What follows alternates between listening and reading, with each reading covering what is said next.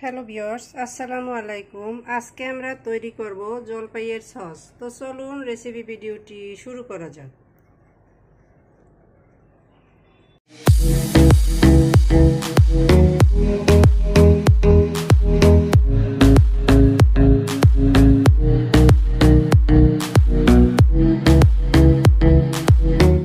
এটা তৈরি করার জন্য শুরুতেই এখানে আমি 1 কেজি জলপাই ধুয়ে বোটা ফেলে পরিষ্কার করে নিয়ে নিয়েছি। এখন চলে যাব কিচেনে। কিচেনে এসে চুলায় একটা প্যান বসিয়ে এতে পর্যাপ্ত পরিমাণে পানি দিয়ে আমি জলপাইগুলোকে দিয়ে দিয়েছি। এখন এর ভিতরে দিয়ে দিব পেঁয়াজ, রসুন, দারুচিনি, তেজপাতা, এলাচ আর কাঁচামরিচ।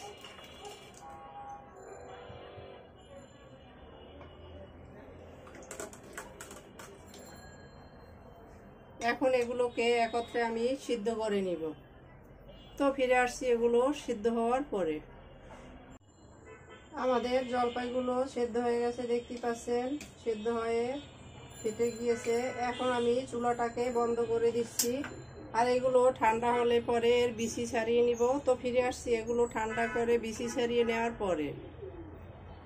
জলপাইগুলো ঠান্ডা হওয়ার পরে আমি এগুলোকে বীজ ফেলে নিয়েছি। এখানে আমি আদা, রসুন আর কাঁচামরিচ রেখে দিয়েছি আর বীজ, দারুচিনি, এলাচ, তেজপাতা ফেলে দিয়েছি।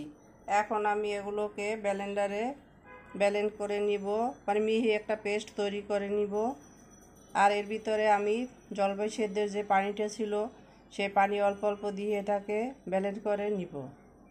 জলপাইগুলোকে আমি একটা ব্লেন্ডার জারে নিয়ে নিয়েছি। এখন ঢাকনা দিয়ে এটাকে আমি একটা মিহি পেস্ট তৈরি করে নিব। তো ফিরে আসছি এটা একটা মিহি পেস্ট তৈরি করার পরে।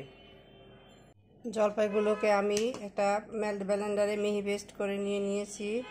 এখন এটাকে আমি এই প্যানের ভিতরে ট্রান্সফার করে নিব।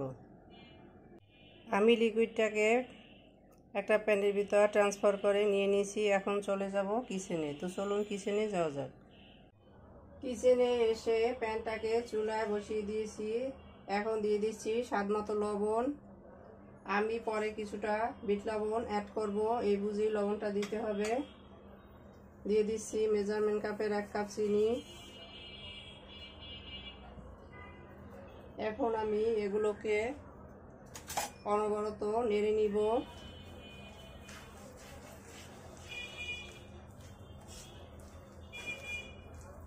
চিনিটা গলে আসার সাথে সাথে এটা আরও কিছুটা সফট হয়ে যাবে।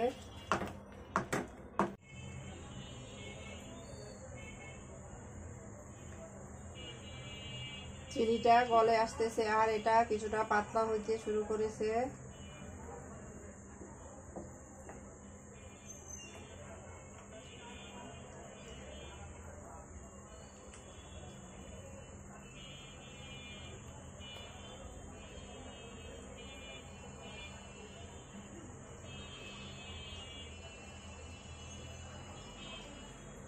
আমি সসটাকে কিছুটা টমেটো সসের মতো ঘন করব, তাই এর ভিতরে খুব বেশি পানি অ্যাড করিনি।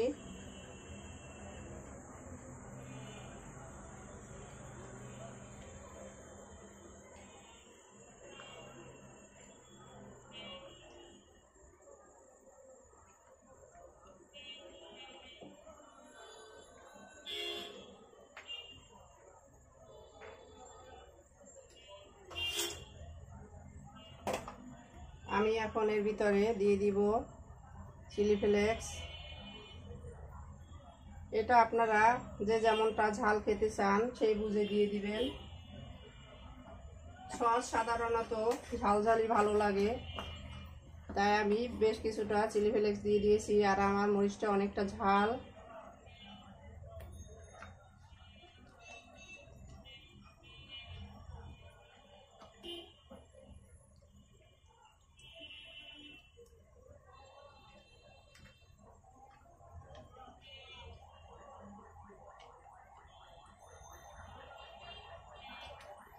তো আমি এটাকে এভাবে 10 থেকে 12 মিনিট নেড়ে নিব। আমি সসটাকে প্রায় 10 মিনিটের মতো নেড়ে নিয়েছি। এখন এর ভিতরে দিয়ে দিব বিট লবণ। এখানে 1 চামচের একটু বেশি হবে বিট লবণ আমি দিয়ে দিয়েছি। আপনারা আপনাদের স্বাদ মতো দিয়ে নেবেন। আমি চুলার আঁচটাকে মিডিয়াম টু লো করে দিয়েছি। একটু সময় ধরে এটা নাড়তে হবে, খুব বেশি সেটা ফোটা করে শরীরে পড়ার অনেকটা ভয় আছে, তা হালকা আছে নেড়ে নিব।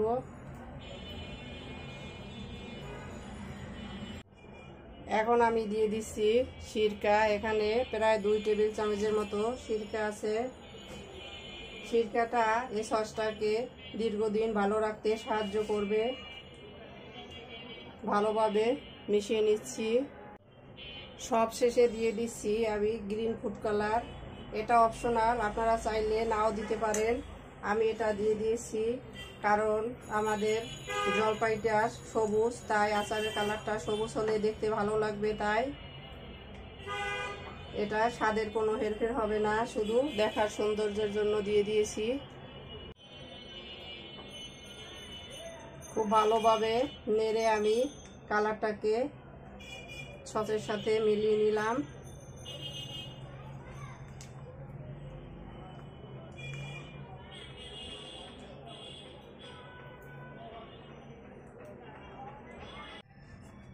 এখন আমি একটা প্লেটের ভিতরে কিছুটা সস নিয়ে দেখব এতে এক্সট্রা পানি আছে কিনা।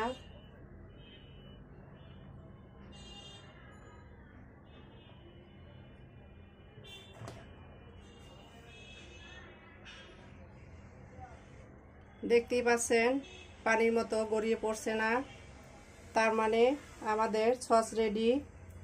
আবার এভাবে আঙ্গুল দিয়ে টেনে দেখিয়ে দিচ্ছি, দেখতেই পাচ্ছেন এটা মিলে যাচ্ছে না, থাকাটা স্পষ্ট আছে, তার মানে এটার ভিতরে এক্সট্রা কোনো পানি নেই। তো আমাদের সস রেডি। এখন আমি চুলাটাকে বন্ধ করে দিব আর তুলে নিয়ে এটাকে সার্ভ করে নিব। তো চলুন সার্ভ করে নেওয়া যাক। সার্ভ করে নিলাম আমরা আমাদের জলপাইয়ের সস। এটা সকল প্রকার স্ন্যাক্স আইটেমের সাথে দারুণ লাগে। আমাদের রেসিপি ভিডিওটি ফলো করে আপনারাও তৈরি করে দেখবেন। কমেন্ট সেকশনে জানিয়ে দিবেন কেমন হয়েছিল আমাদের রেসিপি ভিডিওটি। লাইক, কমেন্ট, শেয়ার, সাবস্ক্রাইব করে আমাদের পাশে থাকবেন। আল্লাহ হাফেজ।